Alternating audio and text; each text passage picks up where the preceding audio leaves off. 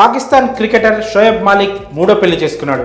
గతంలో భారత tennis star Sania మిర్జాను nikah చేసుకున్న మాలిక్ ఆమెతో కొంతకాలంగా దూరంగా ఉంటున్నట్లు వార్తలు వచ్చాయి. కానీ విడాకులు తీసుకున్నాననే విషయం మాత్రం బయటికి రాలేదు. ఇద్దరి మధ్య విభేదాలు వచ్చాయని, ఇద్దరు విడాకులు తీసుకునేందుకు సిద్ధమవుతున్నారని కూడా మీడియాలో బాగా ప్రచారం జరిగింది.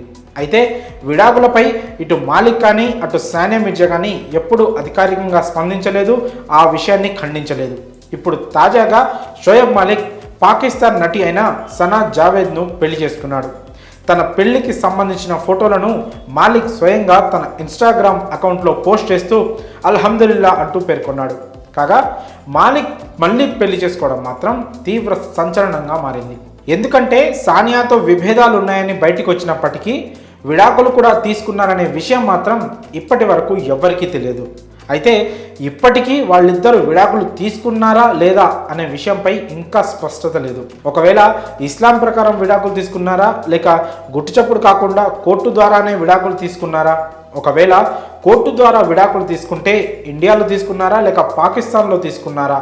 ఇలా చాలా విషయాలు తెలియాల్సి ఉంది. ఏది ఏమైనా షోయబ్ మాలిక్ మాత్రం మరో పెళ్లి చేసుకోవడం సంచలనంగా మారింది.